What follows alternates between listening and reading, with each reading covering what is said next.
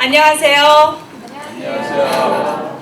And good evening. On behalf of the Korean American Community Foundation, it is my pleasure to welcome you to this town hall meeting with Mayor Bloomberg and this illustrious group of New York City commissioners and the Korean American community. It is really the first ever such town hall, and we really look forward to a meaningful exchange of questions and answers. KACF, our organization, as a funder in the Korean American community, we see up close many of the issues and challenges facing this community. And we also see, and I think this is the really exciting part, how the Korean American community is evolving and continues to grow, continues to contribute, and really is playing an important part in making New York a better place for all of us. So we thank the mayor and the commissioners for coming out to Flushing to meet with us today. I also want to thank each and every one of you in the room for being a part of this dialogue. And this dialogue is going to be very expertly guided by our moderator, Kevin Kim. Kevin is somebody known to many of you in this room. In 2009, he made history as the first Korean American to win a primary in New York City when he won the Democratic nomination in Northeast Queens. And currently, he's an entrepreneur, a member of Community Board 5, and the co-host of a weekly talk show on the Korean channel. But first, it's my honor to present to you the Mayor of New York City, Michael Bloomberg.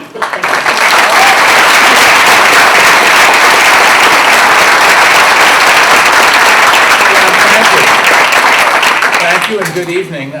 We have so many commissioners here. Some had to be down in the front row. I don't know why they all wanted to come here. They thought it was easier than running the city. But hopefully the city is still going on, and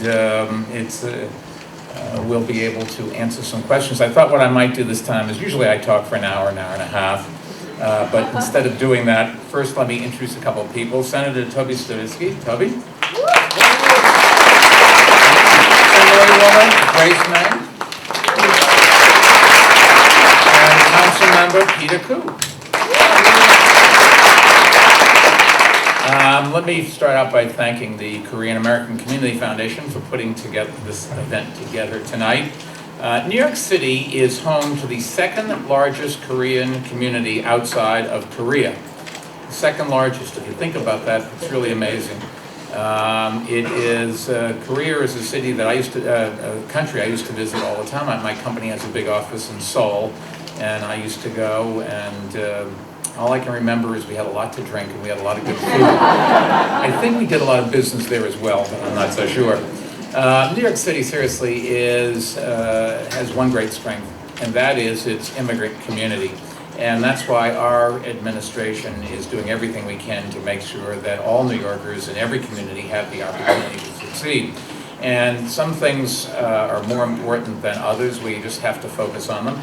One, given the economy that's in this country, and today we have to focus on job number one as creating jobs. We have expanded our Workforce One career centers, including one set to open right here in the Flushing Library in December. These are centers where you can go and we will help you write a business plan. We'll tell you where to get a lawyer, where to get a real estate agent, where to get a loan. We'll help train people to send to you so you can get your employees all together. It's really a one-stop shopping place for entrepreneurs. Our New York City Business Solutions Centers offer entrepreneurs lots of technical advice, not only how to start a business, but how to grow their businesses. And we are also investing in infrastructure that has attracted billions of dollars in private capital so that new companies can get going and big companies can continue to grow and add to their workforce. And one of the projects is a major new Flushing Commons retail and residential development. But all over the city, we're trying to reduce bureaucracy and make money available and give advice to people as to where there are opportunities. At the same time, we obviously have to keep this city safe. Our great police department has cut crime by over 35% in the past decade. We are here in the 109th precinct, where crime has fallen an astounding 54% since 2001, and it's down another 4.8, or almost 5% this year alone.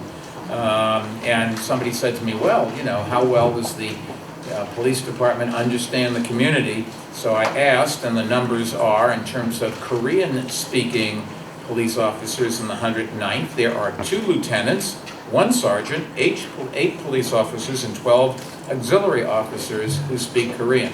Unfortunately, number 1, I'm too old to join the police department, and number 2, I don't speak Korean. But after I finish mastering Spanish, trust me, I'm going to think long and hard. And keep in mind, I've already said that to everybody, for every language. The other thing is education. In the end, education is the future of our country, of the world, of the state, and certainly of our city. And we have 1.1 million kids in our public school system. We have kids from every place in the world with every level of academic achievement, with every problem you can think of. And our objective is to give everyone what they need to be self-sufficient and enjoy the great American dream. Graduation rates have increased some 40% over 5 years to an all-time high. We still have a long ways to go. Some people say that the degree that they get isn't as good as you'd like it to be. Of course it's not as good as we'd like it to be. We have to keep working very hard on our school system. For decades, nobody paid attention to our school system. Nobody thought about kids where English wasn't their first language. Nobody thought about kids with special needs. And nobody thought about kids who come to this country and they may be 16 years old, but they don't have any education. Maybe they stopped in their home country in the 5th grade. How do you put a 16-year-old in the 5th grade? It's that kind of problem that we have that other cities don't even focus on. But we are determined to make sure that every kid gets as good an education as we possibly can give them. And I'm happy to say that our students outperform students in the rest of the state in both math and English. Not that I feel that something wrong about them, but I want to make sure that it's the only place we have a chance to test our kids against others, because all kids in the state take the same test. And lastly, I have been a very big believer that immigration is the future of this city. Is that Dan Halloran over there? Dan, I'm sorry, I didn't see you before. Councilmember Halloran is here.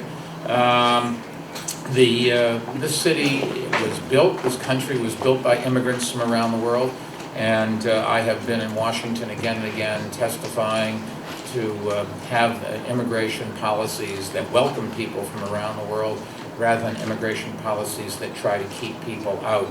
If we are going to compete in a globalized world, if we're going to have the kind of jobs we want and enough jobs for everybody that lives here, we have to get more people to come to this city, come to this country, and to be able to share in the great American dream, have a pathway to citizenship, learn the language, learn the history, create businesses, take jobs that maybe other people don't want to take.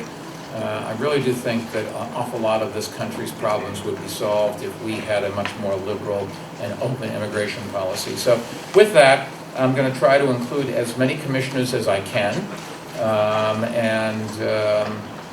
I'm glad if anybody has a taxi and limousine commission question, David, you'll get it. You're going to...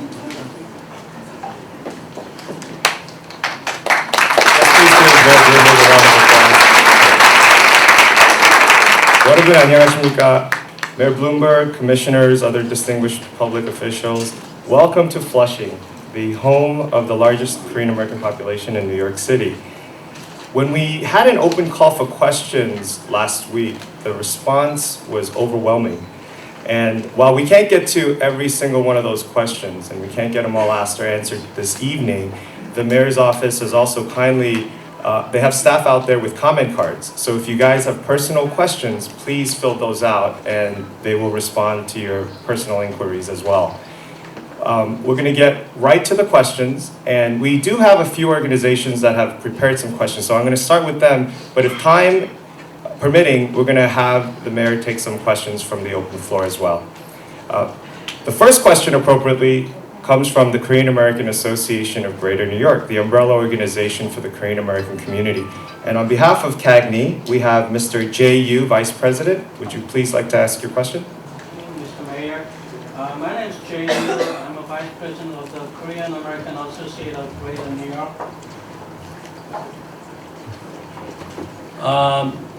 I have a question regarding the restaurant owners, for the restaurant owners. After the new grading system set up by the New York City Department of Health become effective, many Korean restaurant owners and small business owners are complaining that they are unequally treated and receive low grades. The problem caused during the inspection and the inspectors enforcing the laws inconsistently. And a lot of time they received advice from the inspectors wrongfully. One of the Korean restaurants, the problems they have is that the process and storage of the kimchi. The kimchi is the Korean traditional food that Koreans are eating every meals. It's been there for 5,000 years in Korean dish. The kimchi is fermented. Kimchi is a fermented food that requires room temperature for a certain period of time. But in the health department regulations, all the cold food has to be refrigerated, or any hot food has to be maintained the hot temperature. But every inspection, this becomes the issue to the Korean restaurant owners.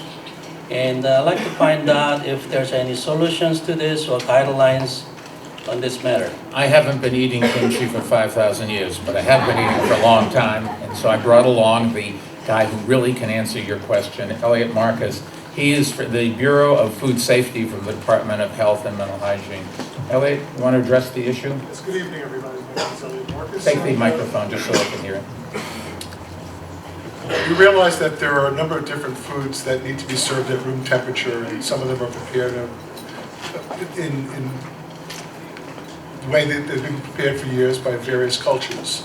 Hanging meats for Chinese restaurants, kimchis in Korean restaurants are among them, cheeses. So about a year and a half ago, we amended the health code to allow time alone as a public health control, which means that the food doesn't have to be within temperature as long as you follow certain guidelines, certain regulations when you take it out of cold holding. So if you take the kimchi out of refrigeration at 10:30, you would have to note on a piece of paper the time that you took that batch of kimchi out of the refrigerator, the temperature that the kimchi registered when you took it out, and the time 4 hours later that you'd have to discard it. So you can keep kimchi out of the refrigerator for up to 4 hours. You could even keep it out up to 6 hours as it's a cold food, but it involves just a small extra step of recording the time at 4 hours and then at 6 hours. Can I ask a question? Has anybody ever died from eating kimchi? No. We'll talk about it. I mean, I understand the problem. But all kidding aside, it just goes to show when you have a very diverse city, it is very difficult to have rules and regulations because there's always something where it doesn't fit, even though in most cases, having your food refrigerated at certain temperatures does make a lot of sense. So I was advised of the kimchi problem this morning. I knew it was going to come up, and we're going to talk about it.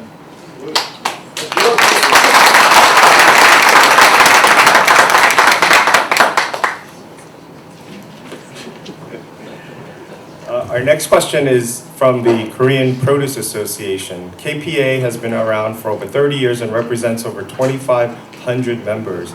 And also they organize the annual Korea Festival, the Chuseok Festival, which Mayor Bloomberg has attended on numerous occasions.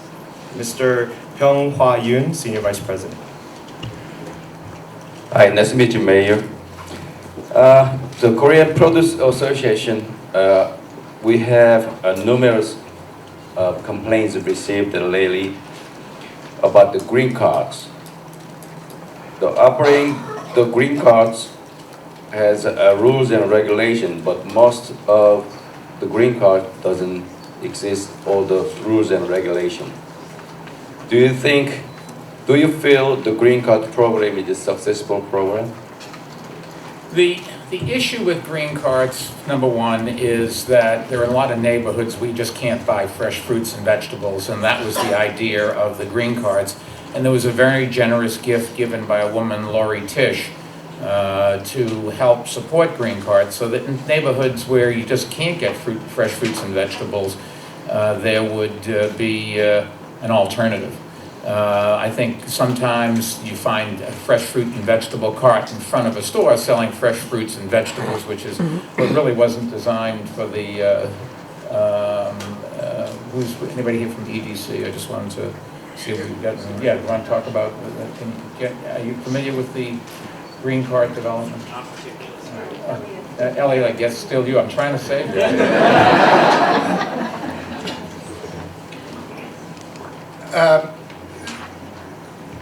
Green carts are not allowed in this section of Queens. They are allowed in a few areas of Queens, the Rockaways, Jamaica, but there are only 100 allowed in Queens altogether. We've only given out 49 permits in Queens, so there are not a lot of them out. They are designed to be in neighborhoods that have fewer supermarkets or greengrocers, and to provide an opportunity for members of those communities to purchase fresh fruits and vegetables. But what is the real problem? It's just the competition? Yes, sir. Most of the green carts, they are not. They are mostly nearby busy area, nearby stores, very close to the stores owners' complaints, and most of green carts, the vendors, they do not I think, sell. look, they're not supposed to be there. Call 311, complain, get a number of the complaint, and then if you don't get an answer, call my office, and we'll have somebody look into it. I mean, I think that's a lot of them. They just are in neighborhoods where they should not be, and I understand the problem. I wouldn't be happy if I was you and there's a green card outside.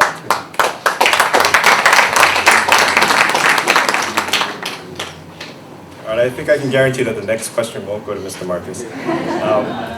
We have Jong-Sik Lee, president of the Korean American Business Council. They're a federation that is comprised of a variety of small business associations, including the Grocers Association, Seafood, Nail Salon, Mechanic, Dry Cleaners, and 15 in total.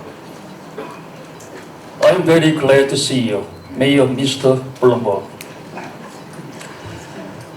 I hope my children to be New York City mayor soon. There's going to be a competition for that spot. I have 797 days left to go after that. You're welcome to do it. I try. And I hope that all kidding aside, I hope the next mayor of this city is a better mayor than I am, because I'm going to live in this city, and my kids live in this city, and I hope their success. You always want to have somebody follow on who's better than you and takes what you did and keeps building, and hopefully, Yes. if it turns out to be your relative. That's why I invest a lot of money for my second generation. Thank you very much. And I leave it very our honor for me to ask you a question. Thank you very much. As you know, in these days, small business has been falling down, and many stores out of business going down and closing due to economic downturn for past few years. So, do you have any intentions helping small business with a financial service like tax credit or tax exempt? Well, that's what I want. Number one, we've tried to lower taxes on small businesses. In this climate where the city doesn't have enough money, lowering taxes, we're just trying to fight to keep them from going up. But we have lowered taxes on some small businesses. What we've really focused on is reducing some of the bureaucracy, because when you need permits or inspections and that sort of thing, it takes an awful lot of time, and you can save money if we could make that process a lot better. Rob, you want to talk about what else we're doing for small business?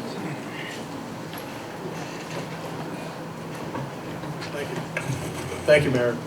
One of the things that we can help is look at your business plan, look at, perhaps we should talk after this and look at your association and how we could end up working with your group.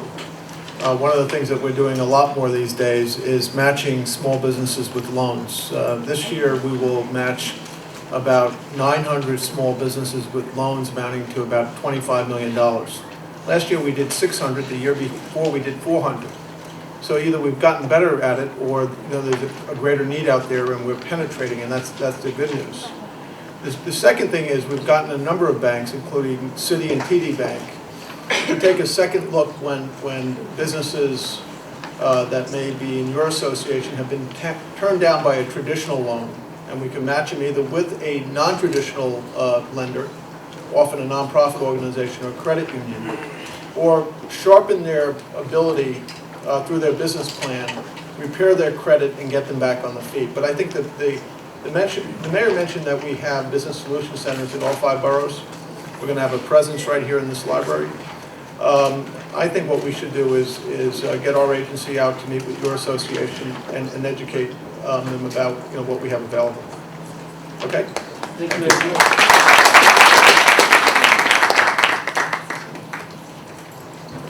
The next question is going to come from Joe Gim from the Korean American Lawyers Association of Greater New York.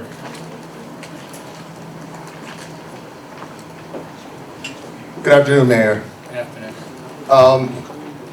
There are actually a number of Korean American attorneys who have become judges in New York, and unfortunately a lot of them are in, well, not unfortunately, but a lot are in criminal law, and we were hoping that that you could expand this into the civil realm as well, so that we could be more represented along the civil bench. So we were hoping to get some more appointments with regards to civil judges.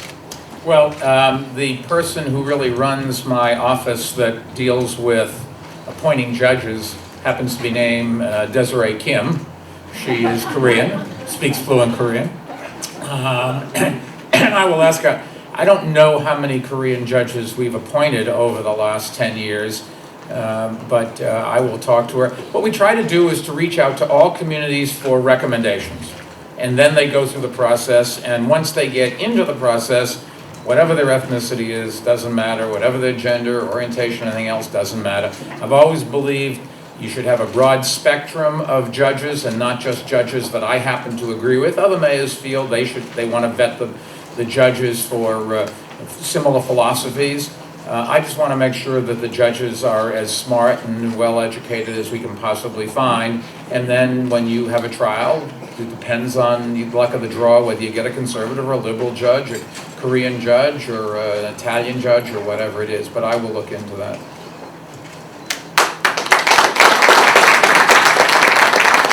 Speaking of judges, I did see Judge Danny Chun before in the crowd, if you're here somewhere.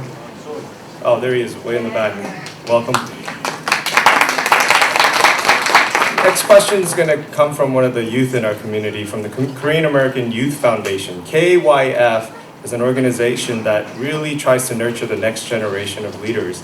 And they have this great program called Waffle, We Are Future Leaders. They take 40 to 50 Korean American local high school kids and put them through a year of leadership training. Representing KYF, Sang-hee Ko. Hello, my name is Sang-hee Ko. My question is regarding the legal minors in New York City. The DREAM Act is the development, relief, and education for alien minors. Will you introduce something like the DREAM Act to New York City, or do more to help illegal minors have the chance to become permanent residents in New York City? I am as pro-immigration as you can be. I can't tell you the number of times I've given speeches in Washington. I've formed an organization of mayors and business leaders around the country to try to lobby Washington. In all fairness, in New York, Chuck Schumer has worked very hard on the immigration issue, and if you want to do something, call him up and say, Bloomberg said you're doing a good job, and because he will work on things that people really care about, and I can't tell you how much I believe that we should give the kids who are here the opportunity to study here and then stay here. And unfortunately, as you know, the temper of the times in lots of parts of this country, people are putting their head in the sand and trying to, I don't know if they understand what they're doing, but they really are hurting this country very badly. The city itself, we try to make sure that we do as many things for as many kids in terms of access of languages in the school system, but the city itself doesn't really have any power in terms of immigration. It's all federal.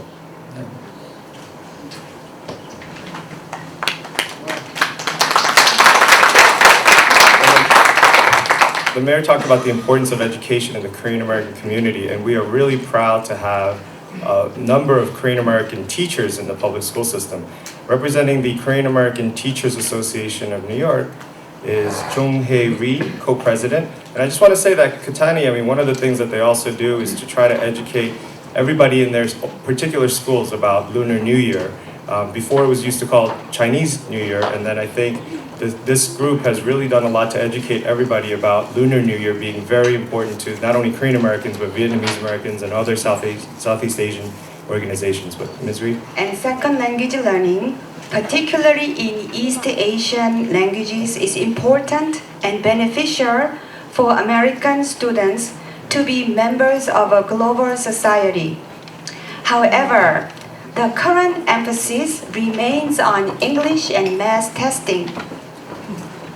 Can the focus be shifted to support foreign language learning in New York City? And what opportunity is there for teachers to be involved in this process? Laura, where are you? There you are. Stand up, my hands. Hi, good evening. I'm Laura Rodriguez.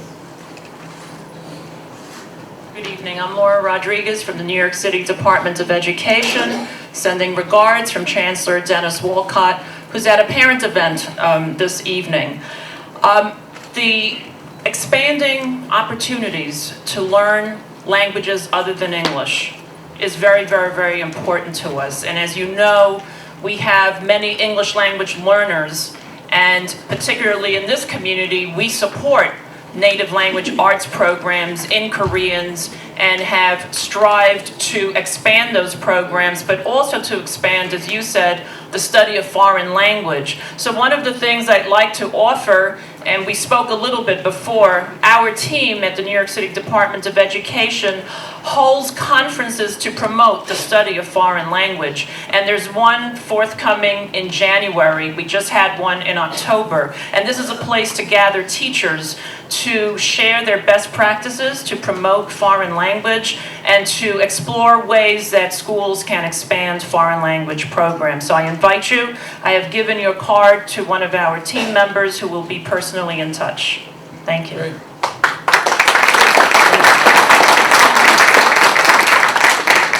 Our next question is from Executive Director Stephen Choi. Stephen's the Executive Director of the Minkwon Center for Community Action, a 27-year civil rights organization that really is trying to fight for more funding for underserved communities. Stephen? Yes, good evening, Mr. Mayor. My name is Stephen Choi. I'm right here. I'm the Executive Director of the Minkwon Center for Community Action, and my question is about language access. Given that 70% of the Korean community in New York City is limited English proficient, language access to city government is one of the biggest issues in our community. And of course, we recognize, Mr. Mayor, your leadership on this through Executive Order 120, which is supposed to guarantee language access in at least 6 languages, including Korean. And yet we are finding that many agencies are simply not complying with this. As a recent New York Times article noted, many of our community members are not told of interpretation services. There are no signs or translated forms at other agencies, and many agencies simply do not have a plan as to how they're going to implement language access simply than using a language line. So on behalf of the Minkwon Center for Community Action, our question is this. What will you, Mr. Mayor, do to ensure that your executive order is properly implemented and that our community members are getting the language access that they deserve? Robert, you want to ask? I mean, look, let me just start out by saying there's no question that I think we should have language access in every single agency for every single function. Practical reality is that you're at best would able to do it in the more popular languages, 7, 8, 9 languages or whatever. And even that in tough economic times is very hard to do. But we are committed to do it. We've come a long ways. I think we probably do it better than any other city, which is no excuse. But are we where we want to be? No, of course not. Robert? Yeah, on behalf of HRA, which is the city's Department of Social Services, we have made a real commitment to this by providing greater training on a twice-a-year basis to our staff, providing better signage, and we audit it in our various offices. We give out cards to people where they can present them to workers that say, I speak a particular language, and we've made a real commitment to it. But the mayor's right, this is HRA is a large agency. We see thousands of people every day. We may not get it right every time. And when we don't, we want to know about it so that we can address it. One of the things aggressively. we are doing is the small business service unit that we're opening here, the Workforce One Center, will have Korean language speakers in it. Just because the concentration is so great, it makes a lot of sense. If you're in a place where they're for any other language, you just can't have all of them. There's not an opportunity to have every single language spoken in every place, even all the big ones. And some of the smaller agencies, we have agencies that have 4 or 5 people. And, they're just not, what we can always do, however, is we can always get a translator on the phone. It may take a little while to set it up, but we will do that. And that's the way 311 works. We have people that speak 8 or so of the most popular languages. After that, we use a service where we get you on the phone. They eventually figure out what language you speak, and then we have somebody in some place in the country who's on call, and you get them on the phone, and they can translate. Is it perfect? No. But keep in mind, there's something like 180 different languages spoken in New York City. And it's a great challenge, not one we should walk away from. And certainly when you have a language like Korean, where there are a lot of Korean speakers here, we should make a particular effort in that language. But are we going to have it in every agency all the time? I think the actual reality is probably not. I would just like to add that 38 of our agencies that provide direct services actually have plans, and they're online at the Mayor's Office of Immigrant Affairs website. So you should, most of the agencies that provide direct service have implementation plans. And as of March of 2009, we actually had a symposium where we invited our community-based organizations and other stakeholders to talk about what language access is going to look like within the next 2 years, as well as how language access should evolve beyond this administration. So we welcome your comments. We ask you to, if you have any issues and concerns, you know that we are always available, and you can use 301 to file a complaint. And Deputy Commissioner Roman is from the Department of Immigrant Services. And I think we've come a long ways to, I think, where we should be where we are now.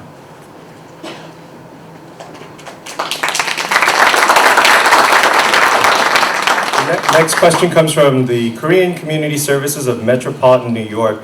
They were founded in 1973, and they're the oldest and largest multi-social service agency in the Korean American community. They provide a broad range of professional social services in the area of aging, community, and public health. On behalf of KCS, we have Ms. Linda Lee, Associate Executive Director.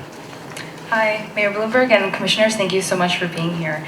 So KCS, Korean Community Services, is a steering committee member of the 13% and Growing Coalition, which I'm sure many of you have heard of.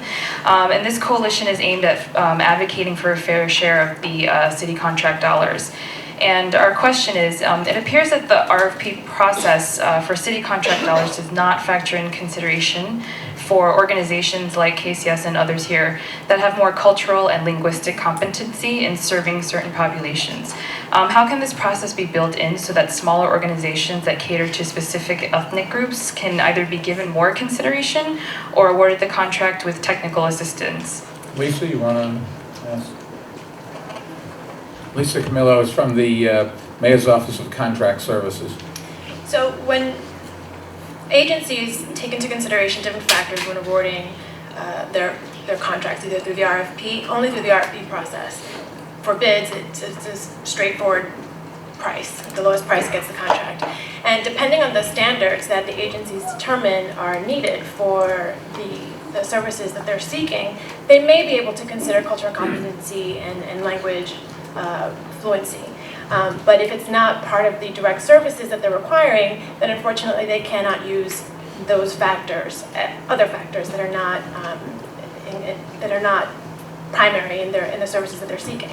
That said, though, we provide a number of technical assistance programs, both through the Department of Small Business Services for many of the businesses that want to contract with the city. But our office actually also has a capacity building and oversight office that helps provide technical assistance and governance assistance for nonprofit vendors as well. Our next question comes from Grace Yoon, Executive Director of the Korean American Family Service Center. They are a nonprofit organization that supports and empowers domestic violence victims and their families. Grace? Report of mental health issues, and there has been a tremendous gap for a need for the culturally and linguistically sensitive counseling services. How is the city working to address mental health issues that immigrant families, including Korean Americans, are facing today, and supporting non-English speaking families? Can the city compensate and incentivize those professionals and CBOs, community-based organizations, that can provide those culturally and linguistically sensitive services, and also providing funding so that we can do more comprehensive outreach? Yolanda, you want to talk about domestic violence a little bit, what we're doing? Sure. One of the things that we have done is we've looked to really make it as easy as possible for anyone who is in a domestic violence situation to get the services that they need in one location. And 2 years ago, the mayor opened a family justice center right here in Queens on 82nd and Queens Boulevard, 12604 82nd. And the idea is to bring in not only city agencies, and we have the police department represented at the center, we have human services represented, but we also have community-based organization, and I know that your organization participates, and I thank you for that, and we have a case manager that comes in 1 day a week. And I have to say, most of our clients that come into this Family Justice Center, and we've co-located with the District Attorney's Office as well, 80% are foreign born. So we're clearly attracting members of the community, the diverse community here in Queens. Insofar as mental health services, I mean, our idea is to obviously work with the community-based organizations that reflect both the cultural and linguistic needs of our clients. And mental health is clearly an issue and a need for our clients, and it's also a difficult issue, quite frankly. Most of the services that we're providing at the center are counseling services as well as civil legal assistance, and I do have to point out, as we talk about providing services to immigrants, and particularly to undocumented immigrants, and many communities don't know this, that if someone is a victim of domestic violence and they're undocumented, there are federal remedies that they can access, provided that they are in fact cooperating with prosecution, and they can apply for a U visa and other remedies. So, you know, we have brochures in the back, and we would ask everybody in the Korean community, because I'm often asked, you know, is domestic violence a problem in my community, whatever community that may be? And the answer is, unfortunately, it's a problem in every community in this city. And too many victims, unfortunately, underestimate the level of risk that they're in. And we want people to know that services are available to them, regardless of their immigration status or their language. Thank you. You know, one of the problems, particularly with a lot of immigrants, they are worried about the immigration services, so they don't want to report a domestic violence problem or any other kind of mental health problems. And there are people who are addicted to alcohol and drugs and have psychiatric problems. And we have a lot of services. And the bottom line is, we will not ask your immigration status. But in any case, if you're in a situation or you know somebody in your neighborhood where there's domestic violence, nothing is worth not reporting it. Domestic violence can end very tragically in death, and all too often does. And if people would call up, people like Yolanda have staffs that really can help.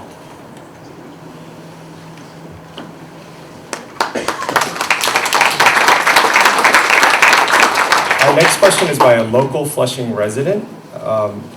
She lives right in the area, and her name is Mrs. Hwaja Kim. And I think she's going to do it in Korean, and then I'll just quickly translate it to English. 안녕하십니까.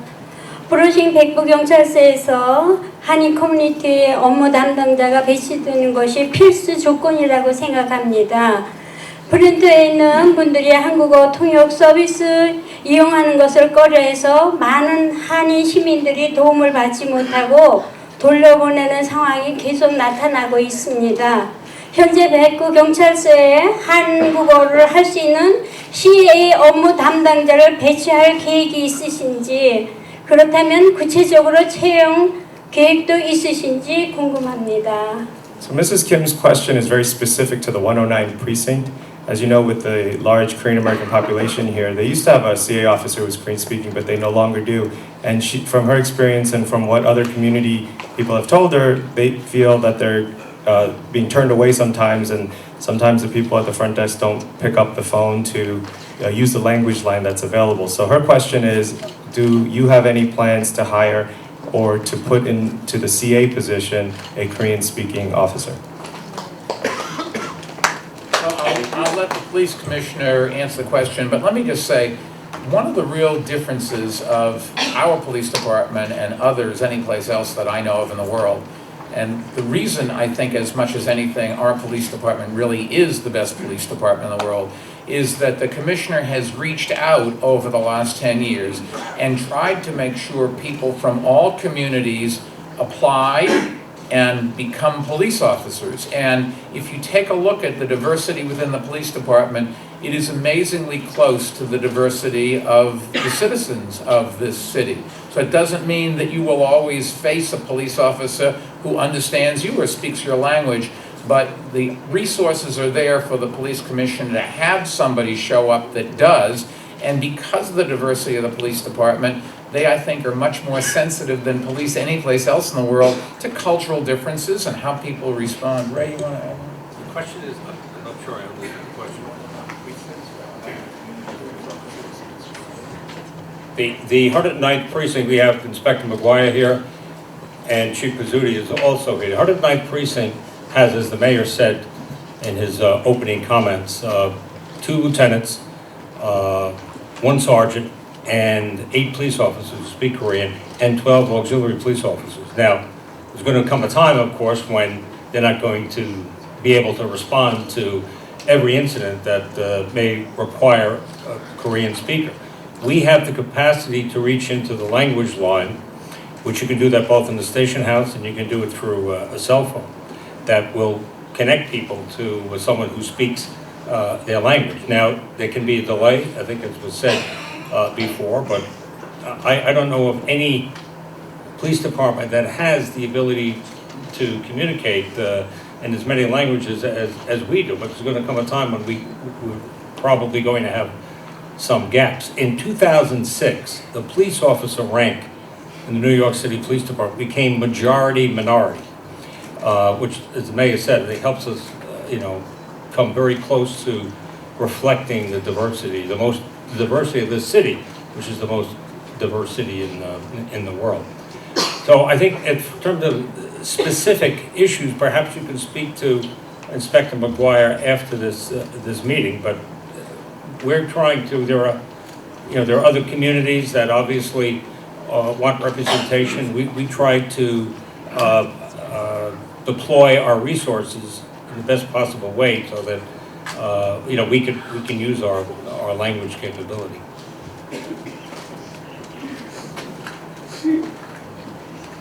The mayor has time for one last question, and he's been gracious enough to kind of give me that last question.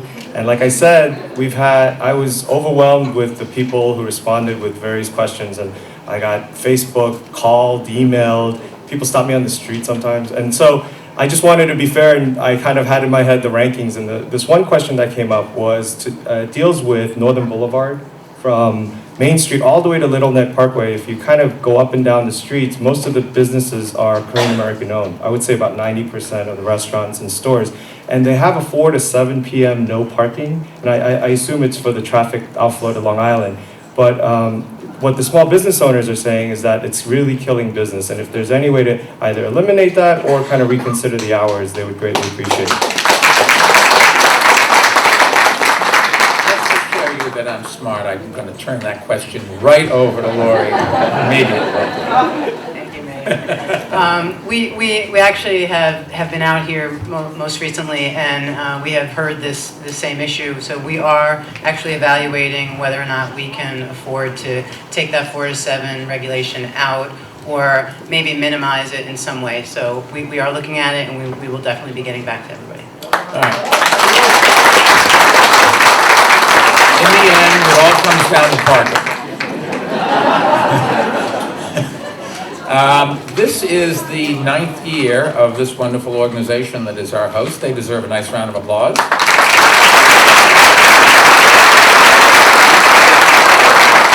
already been told I have to put a Wednesday 1 year from now on my calendar, and that if I don't, I will forever be vilified. They'll call all the time, whatever you do. No, seriously, this is a wonderful organization, and I plan to be here for the 10th anniversary.